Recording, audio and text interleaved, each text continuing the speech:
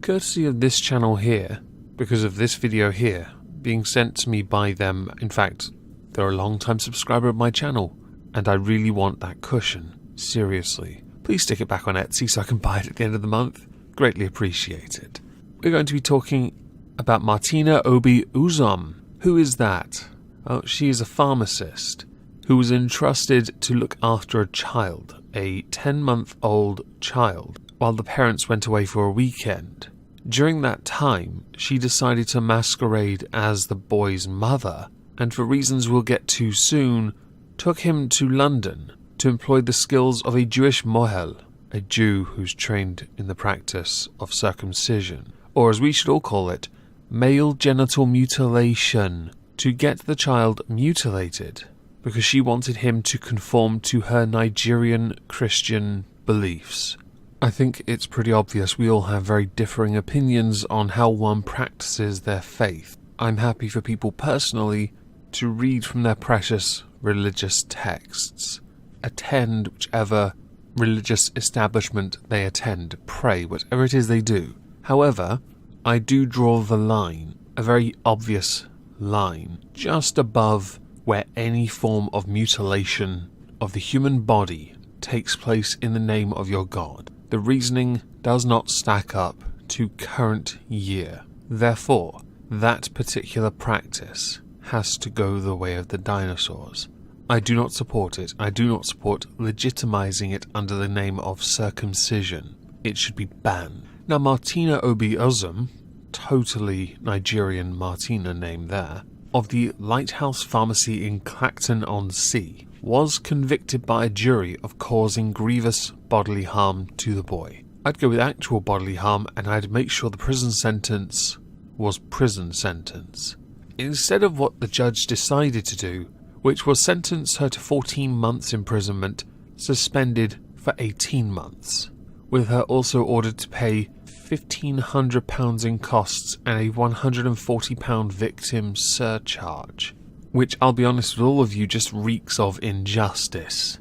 This to me is incorrect sentencing, and I'm now going to continue to paint the picture so you can understand why I believe this to be incorrect sentencing. First of all, she was trusted by the family to care for the child in their absence, while they did whatever it was they went to do. I don't believe, based on what we know in the articles I've linked below, there was any reference to, oh, could you, by the way, take him down to London for us? Leave Chavy Clacton, take him there, and get his genitals mutilated, please? Because that's on the shopping list next to, oh, could you go and get the sugar and the milk? Idiots. Next, she recruited a male to pose as the child's father, meaning this had been kinda planned. She had planned to do this. Premeditation to cause actual bodily harm to a child. Your Christian beliefs have no place in the United Kingdom. The practice of genital mutilation is dying in this country, and rightly so. Now, the judge, who I frankly would disbar for this, or sentence to a completely different prison term, Freya Newbury, told her that you have a Christian belief in circumcision that has great cultural and religious significance to you.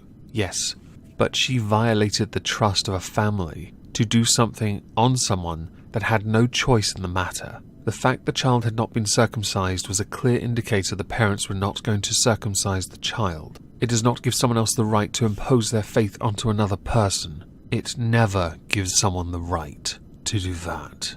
You wanted the boy circumcised, and the mother of the boy did not agree with you. She and the boy's father went away for the weekend and left you both of their children to look after, and you booked the Jewish mohel to perform the circumcision. You went with a male friend and pretended to be the parents of this boy, and the mohel took on face value the parental consent form. The circumcision was a significant physical step with irreversible consequences, which is why you should remove the suspension from the sentence, Newbury.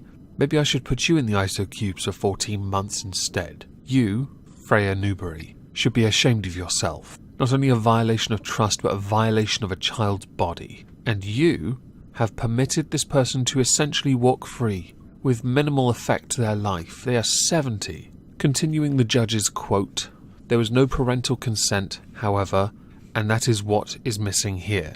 You imposed your will, ignoring the mother's objections to the circumcision, and as the boy's father describes, it was a massive violation. Circumcision can only be lawful with the consent of parents, something which, by the way, when elected, I will remove entirely. I will absolutely abolish genital mutilation in this country. 2020, everyone.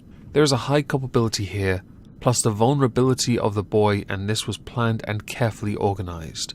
You acted quickly to bring into effect your will, using the deceit I have found you have. It was an arrogant, imperious decision for what you wanted in place of the mother. It was a serious breach of trust. The probation officer you spoke to found the offence was controlling and manipulative on your part. Now this is the part that gets to me. The part that really gets to me is how the judge has managed to reason this in such a way that Martina gets a suspended sentence, with Judge Newbury saying, I accept your intention in your mind wasn't to harm the boy, and you are a woman of impeccable character. Press X to doubt on that. You have worked in the community promoting the needs of less fortunate children. So, you are a professional person, a pharmacist. So, pharmacists can be replaced. And while you are promoting the needs of less fortunate children, I would argue, you created one. You're an idiot. Both of the parents gave evidence, and there has been a deep impact on you because of these criminal proceedings, but you brought it on yourself. As a pharmacist, I recognize your profession is under jeopardy, as is potentially your ability to travel to family in America with this conviction. So? Do I have to say so every time? Firstly, if her job is in jeopardy, that's none of our business. She is, however, a part of a community, and she should be trusted with that. As a pharmacist, yes, she should be trusted. I would argue they have nothing to do with what she's done, but if she wants to be trusted, then she's going to have to re-earn it. Not that at the age of 70 she has much time left to earn anything. Perhaps teaching her that this practice is absolutely abhorrent and totally wrong. She might start to understand. You can help your community, but if you do something once against them, they won't trust you again. So if you lose your job, I don't care. I also don't care if you can't travel to family in America. Call it a consequence. There are, after all, consequences for committing a crime, a premeditated crime, one that should carry a considerable sentence. This isn't just a violation of trust, it's a violation of body. Body belonging to someone much younger who could not make the decision for themselves, who had no control over what you did because they trusted you. Martina, you deserve prison. And I don't care that you're 70. I couldn't care if you were 170. You should be in prison for what you did. And I believe it right that everyone in my comments tell you how long you should be in prison for. So do let me know in the comments below. Now, later on tonight at 6 PM, much earlier than usual, I'm going to stream some Euro Truck over on Omegon Plays. And I'm also streaming at 9:30 PM over on the Moistonia Live channel because Trups is away on Friday. Also, new video on Moistonia Live. So hope you all have a lovely, lovely Thursday, and thank you all for listening.